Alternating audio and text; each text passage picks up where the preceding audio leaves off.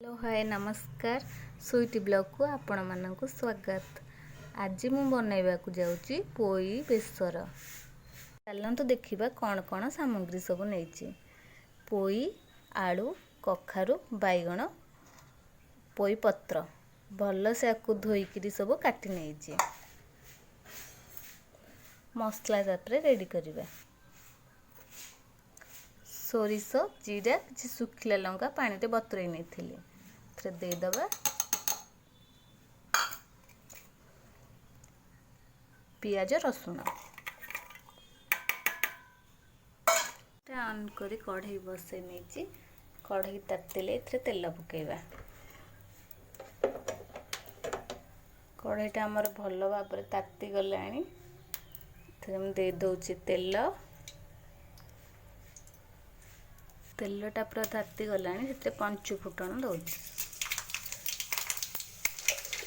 से काटी रखिथिबा सब परिबा एबे जोगाड़ी देबी।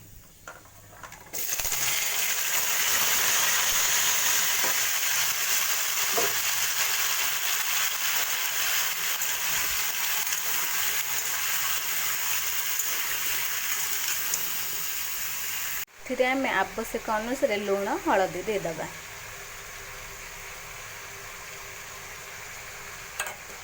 भल भाबरे आकु गोली नबा। काटिकी रखिथिबा पोई पत्र गुड़ाक दे दबा।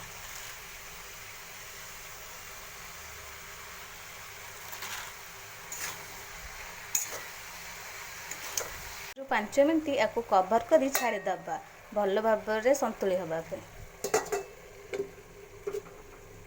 से समय चलतु प्रस्तुत कर मसला गुड़ाक ग्राइंडिंग कर नबा। 4 ରୁ 5 मिनट हो जाइए। एबे चलतु कवर खोली देखिबा। देखंतु भल भाबरे हमर परिवेश सब संतुली हो जाइए। एबे गोटे जगह को काढ़ी नबा। से कढ़ई रे दे दउची किछि तेल। तेलटा भल भाबरे ताती गलानी। से समय रे ग्राइंडिंग करथिबा मसला गुडी को दे दबा। भल से गोळेई नबा। गोळेई सला पर सित्रे किछि गुंड मसला ऐड करिबा।